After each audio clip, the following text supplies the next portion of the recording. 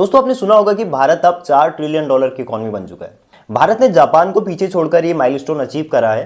अब भारत से आगे सिर्फ 3 देश ऐसे हैं जिनकी इकोनॉमी भारत से बड़ी है। उसमें पहले नंबर पे है यूएसए यानी यूनाइटेड स्टेट ऑफ अमेरिका, दूसरे नंबर पे चाइना और तीसरे नंबर पे जर्मनी। एक्सपर्ट्स का दावा है कि भारत 2028 के एंड तक जर्मनी को भी पीछे छोड़ के दुनिया की तीसरी सबसे बड़ी अर्थव्यवस्था बन जाएगा। दोस्तों अगर भारत की जीडीपी के इतिहास में झांक कर देखें तो साल 2007 वो साल था जब भारत ने $1 ट्रिलियन की इकोनॉमी को अचीव करा था और भारत को $1 ट्रिलियन तक पहुंचने में 60 साल लग गए थे। लेकिन वही 1 से 2 ट्रिलियन तक पहुंचने में भारत को सिर्फ 7 सालों का समय लगा था। 2014 में भारत $2 ट्रिलियन की इकोनॉमी बन चुका था और वही 2 से 3 ट्रिलियन तक पहुंचने में भी भारत को 7 से 8 सालों का समय लगा और सिर्फ 4 से 5 साल लगे भारत को 3 से 4 ट्रिलियन डॉलर की इकोनॉमी बनने में। भारत का सबसे बड़ा राइवल आज की डेट में चाइना है और अगर चाइना की जीडीपी की बात करें तो 2008 में चाइना ने $4 ट्रिलियन की इकोनॉमी को अचीव करा था। लेकिन 2008 से लेकर 2025 तक मात्र 17 सालों में चाइना ने 4 गुना ग्रोथ करी है।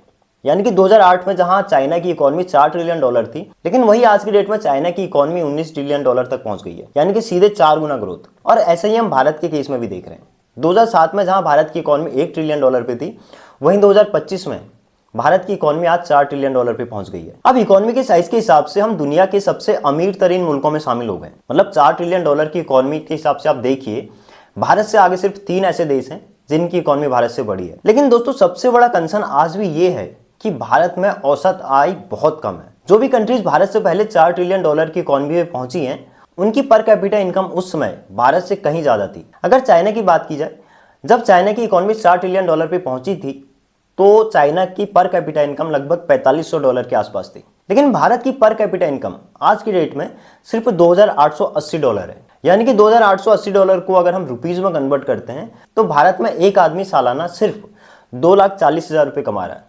अब इस पर कैपिटा इनकम को हम कैलकुलेट कैसे करते हैं, इसका एक सिंपल सा फॉर्मूला है। किसी भी देश की टोटल जीडीपी को ले लेते हैं और उसको डिवाइड कर देते हैं उस देश की टोटल पॉपुलेशन से। जैसे आज की डेट में भारत की इकोनॉमी $4 ट्रिलियन है और भारत की पॉपुलेशन लगभग 140 करोड़ है, तो हम 4 ट्रिलियन को 140 करोड़ से डिवाइड कर देंगे तो उस हिसाब से भारत की जो औसत आय निकलती है तो $2,880 निकलती है और भारतीय रुपयों के हिसाब से उसका अमाउंट बनता है 2,40,000। यानी कि भारत में आज एक एवरेज इंडिविजुअल महीने का सिर्फ 20,000 रुपए कमाता है। जैसे मैंने कहा कि जीडीपी के हिसाब से हम दुनिया के सबसे अमीर मुल्कों में तो शामिल हो गए हैं, लेकिन क्या भारत के आम आदमी के लाइफस्टाइल में कोई सुधार हुआ है, ये देखने वाली बात है। अगर आप जीडीपी की रैंकिंग के हिसाब से टॉप 10 कंट्रीज की लिस्ट निकालते हैं तो वो सारी top 10 countries first world countries में काउंट की जाती हैं। चाइना भी आज फर्स्ट वर्ल्ड कंट्रीज की तरह दिखने लगा है। अगर आप और कंट्रीज की बात करें, उसमें यूएसए है, जर्मनी है, France, UK, Canada, Brazil, Italy, ये सारे वो कंट्रीज हैं जो फर्स्ट वर्ल्ड कंट्रीज हैं जिनकी पर कैपिटा इनकम भारत से कहीं ज्यादा है और जहां पे lifestyle, health, education, basic communities और इंफ्रास्ट्रक्चर कमाल का है। वही अगर भारत की बात की जाए तो भारत की इकोनॉमी भले ही $4 ट्रिलियन तक पहुंच गई है, लेकिन क्या भारत में सबके पास रोजगार है? क्या भारत में basic facilities, health, education, infrastructure, ये सारी चीजें दुरुस्त हैं? क्या भारत में आज वो खुशहाली है जो आपको इन देशों में दिखती है, या फिर ये इकोनॉमी का साइज खाली फुग्गा है, यानी कि गुब्बारे की तरह इसमें खाली गैस भरी है, इसका खाली साइज बड़ा है लेकिन अंदर से इसमें गैस भरी हुई है? क्या है भारत की इकोनॉमी की डार्क रियलिटी? आज थोड़ा सा इसको समझते हैं। वर्ल्ड इनइक्वालिटी ने एक डाटा पेश करा था 2022 में, जिसमें उसने भारत के हवाले से एक रिपोर्ट पेश करी थी और वो रिपोर्ट बहुत चौंकाने वाली थी। वर्ल्ड इनइक्वालिटी की इस रिपोर्ट में कहा गया कि भारत में बॉटम से 50% लोग ऐसे हैं जिनकी सालाना इनकम सिर्फ 71,000 रुपये है। यानी भारत की आबादी है 140 करोड़ और उसमें 50% लोग यानी 70 करोड़ लोग ऐसे हैं जो सालाना सिर्फ 71,000 रुपये कमाते हैं। और अगर इसको मंथली देखा जाए तो 70 करोड़ लोगों की इनकम लगभग 6,000 से भी कम है। और इसके बाद जो 40% लोग आते हैं उनकी सालाना इनकम लगभग 1,65,000 के आसपास है। अगर 1,65,000 को मंथली डिवाइड कर दिया जाए तो भारत के 40% लोग ऐसे हैं जिनकी मंथली इनकम सिर्फ 13,000 के आसपास है। अगर इस 50 और 40% को ऐड कर दिया जाए, यानी कि 90% भारत की पॉपुलेशन जिनकी मंथली इनकम 10,000 से भी कम है, तो दोस्तों अब सवाल ये उठता है कि भारत के अगर 90% लोग ऐसे हैं जिनकी मंथली इनकम 10,000 से भी कम है, तो भारत में $4 ट्रिलियन की इकोनॉमी बनने का दावा कैसे कर सकता है? दोस्तों इसमें सबसे बड़ा झोल है उन 10% लोगों का जो भारत की इकोनॉमी को डिसबैलेंस कर रहे हैं। भारत में 10% लोग ऐसे हैं जो पूरी भारत की इकोनॉमी को कवर करते हैं, यानी कि 90% लोग एक तरफ खड़े हैं और बाकी के 10% लोग एक तरफ खड़े हैं। ये 10% वो लोग हैं जो करोड़पति, अरबपति और बड़े बड़े बिजनेस टाइकून हैं, जिन्होंने भारत की पूरी जीडीपी को कब्जा रखा है। यानी कि जो 40 करोड़ की इस टोटल पॉपुलेशन में भारत में सिर्फ 1% लोग ऐसे हैं जो लाखों करोड़ों रुपए हर महीने कमा रहे हैं। इसके अलावा भारत की 90% पॉपुलेशन गरीबी और बदहाली में जी रही है। ये कोई मेरा एनालिसिस नहीं है, ये वर्ल्ड इनइक्वालिटी का डाटा है। अगर इस रिपोर्ट में कहीं भी सच्चाई है तो फिर ये बहुत बड़ा कंसर्न है। भले आज भारत में कुछ लोग सेलिब्रेट कर रहे हैं कि भारत $4 ट्रिलियन की इकोनॉमी बन चुका है, लेकिन क्या आम आदमी की जेब में पैसा गया है? क्या आम आदमी के लाइफस्टाइल में कोई सुधार हुआ है? क्या आम आदमी के पास अच्छी हेल्थ है, अच्छी एजुकेशन है? क्या भारत का इंफ्रास्ट्रक्चर इंप्रूव हुआ है?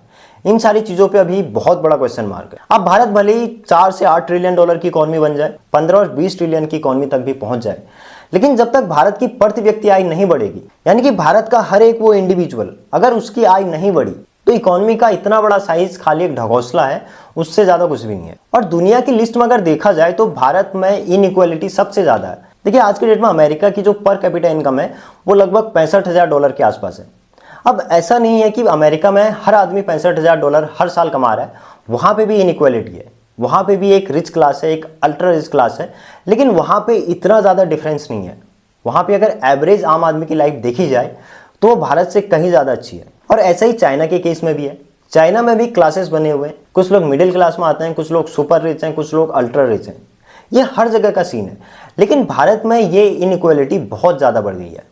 भारत में आज की डेट में अमीर अमीर होता जा रहा है और जो गरीब है वो और गरीब होता जा रहा है। भारत के सिनेरियो को एक एग्जांपल से अगर आप समझो तो आप ऐसा समझो कि अगर एक परिवार में 5 लोग हैं और उस 5 लोगों में से एक आदमी की इनकम 5 करोड़ है और बाकी के 4 लोग कुछ नहीं कमाते, तो अगर उस 5 लोगों की एवरेज इनकम निकाली जाएगी तो वो 1-1 करोड़ आएगी। यानी कि उस हिसाब से देखा जाए तो उन 5 आदमियों में हर आदमी 1 करोड़ रुपए कमाता है। लेकिन क्या ये सच्चाई है? उसमें से सिर्फ एक आदमी ही 5 करोड़ रुपए कमा रहा है, बाकी के 4 लोग गरीब हैं। और भारत में सिनेरियो कुछ ऐसा ही है। भारत में कुछ लोग तो बहुत ज्यादा पैसा कमा रहे हैं, मिलेनियर हैं, बिलेनियर हैं, अल्ट्रा रिच हैं, लेकिन वही मास पॉपुलेशन ऐसी है जो आज बेसिक फैसिलिटीज के लिए भी स्ट्रगल करती है।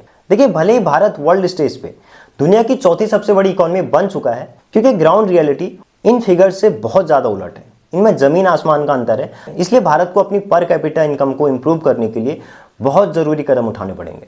यानी कि भारत के हर एक आदमी की हिस्सेदारी लगभग बराबर की होनी चाहिए जीडीपी में, तभी इतनी बड़ी जीडीपी का कोई फायदा है। अदरवाइज इतनी बड़ी जीडीपी भारत के आम आदमी के लिए किसी काम भी नहीं।